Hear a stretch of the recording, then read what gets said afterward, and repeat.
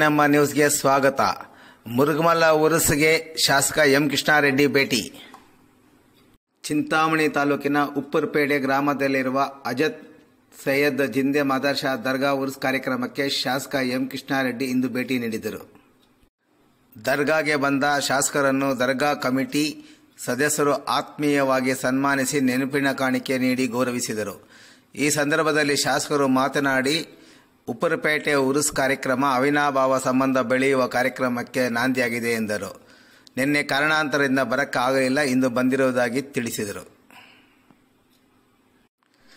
ಗ್ರಾಮದ ದರ್ಗಾ ಅಭಿವೃದ್ಧಿಗೆ ಕ್ಷೇತ್ರದ ಸಂಸತ್ ಸದಸ್ಯರು ಸಾಥ್ ನೀಡಿದ್ದು, ತಾವು ಸಹ ಶಾಸಕರ ನಿಧಿಯಿಂದ 5 ಲಕ್ಷ ರುಗಳನ್ನು ನೀಡುತ್ತಿರುವುದಾಗಿ ಘೋಷಣೆ ಮಾಡಿದರು. ಈ ಸಂದರ್ಭದಲ್ಲಿ ದರ್ಗಾ ಕಮಿಟಿ ಮತ್ತು ಗ್ರಾಮದ ಮುಖಂಡರಾದ ಶಫಿ, ಜಮೀಲ್, ಜಹೀರ್ ಅಹಮದ್ ಸಾಬ್, ಶಾಕೀರ್, ಇಶಾಕ್, ತೌಸಿಫ್ ಅಹಮದ್, ಸೈಯದ್ ಮುಕ್ತಿಯಾರ್ ಮತ್ತಿತರರು ಹಾಜರಿದ್ದರು. ನಮ್ಮ ನ್ಯೂಸ್ಗಾಗಿ ಟಿಪ್ಪು ನಗರ ಇಮ್ರಾನ್ ಪಾಷಾ, ಚಿಂತಾಮಣಿ.